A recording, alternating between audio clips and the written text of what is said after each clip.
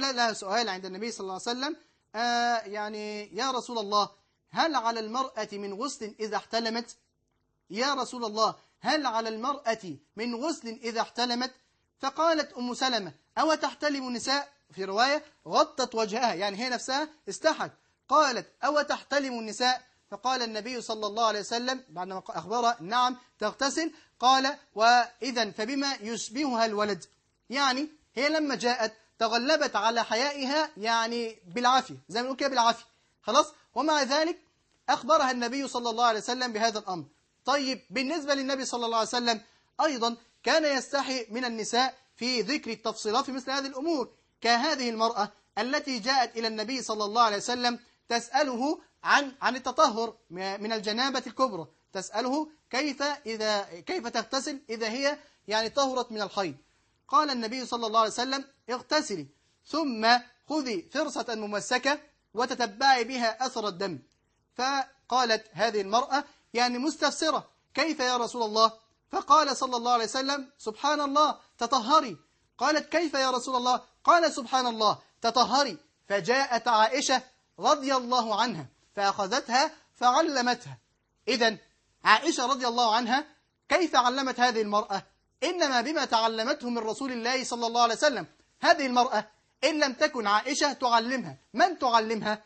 والنبي صلى الله عليه وسلم يعني يستحي من مثل هذه الأمور أن يفصل فيها، على عكس ما جاء من أناس من في كتب أقوام آخرين من تفصيلات يعني لا يتسع المجال لذكرها.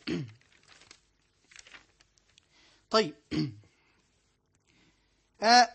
أيضا من ضمن الحكم التي جاءت في تعدد زوجات النبي صلى الله عليه وسلم حكمة تشريعية، بمعنى أن التعدد جاء ليبين أمرا تشريعي. أولا إباحة التعدد للأمة. ثانيا هذا الأمر الذي كان يعني منتشرا في أوساط الكفار قديما وحديثا عند بعض الناس، يعني عند بعض الأقوام، من مسألة التبني. يعني كان الرجل يتبنى ولدا ثم ينسبه إلى نفسه، وبعدما ينسبه إلى نفسه يقول له يعني أنا أرثك وأنت ترثني.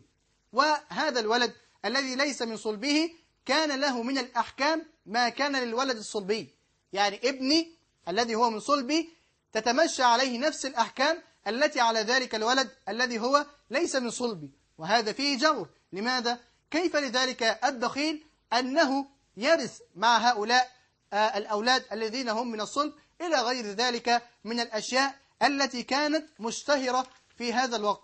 فجاء التعدد لحكمة يعني أرادها الله سبحانه وتعالى،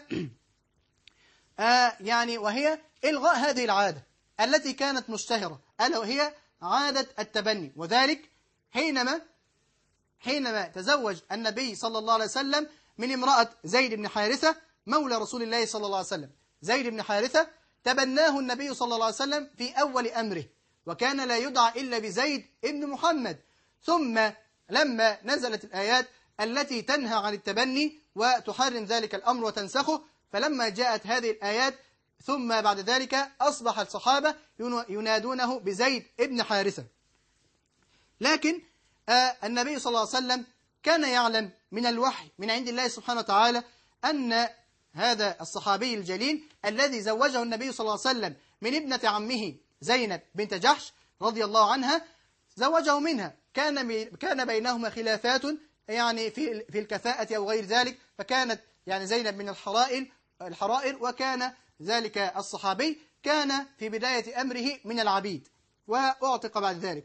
فلما كان من أمره أنه طلقها زيد فتزوجها النبي صلى الله عليه وسلم، على عكس ما كان يفعل وعلى عكس ما كان يقال في هؤلاء الأقوام أنهم لا يتزوجون أدعياء أو أزواج أدعيائهم. وجاءت الآيات بغير ذلك، وإن شاء الله تعالى في يعني نهاية الحلقة سنذكر هذا بالتفصيل عند التعرض لحديث أو لشبهة تزوج النبي صلى الله عليه وسلم من زينب رضي الله عنها.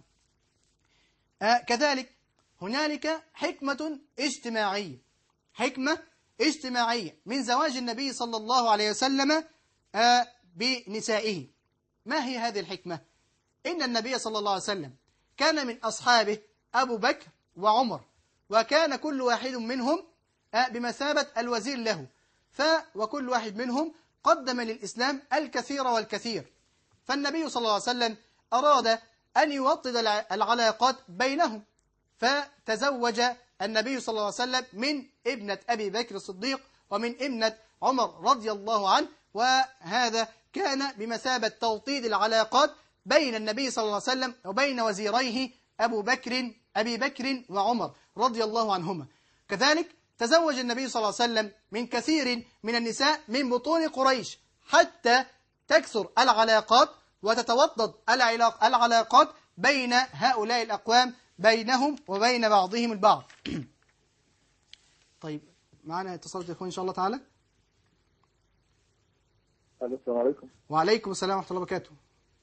حياك الله شيخنا فارس. حياك الله وبياك شيخ محمود، الله يكرمك. جزاكم الله كل خير، وجزاك الله عنا كل خير بسبب البرنامج الرائع عن بحث الافتراءات حول الإسلام العظيم. الله يكرمك ويبارك في حضرتك. ونشكر قناة الخليجية إن هي بتهتم بمثل هذه البرامج المفيدة، لأن في الوقت اللي احنا فيه ده كثرت كتير جدا الافتراءات حول الإسلام العظيم. الله يبارك فيك، ربنا رب مكي لنا ولك. طيب، هو الموضوع اللي حضرتك اخترته النهارده موضوع جدا رائع وموضوع شيق، وبالأخص إن حضرتك قلت إن التعدد في كل الشرائع السابقة.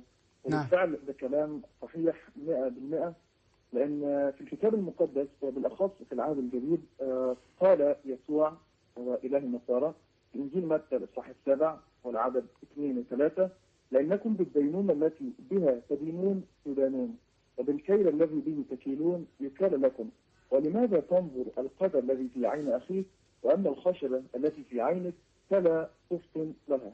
فإن شاء الله احنا نحكي بنفس المثال.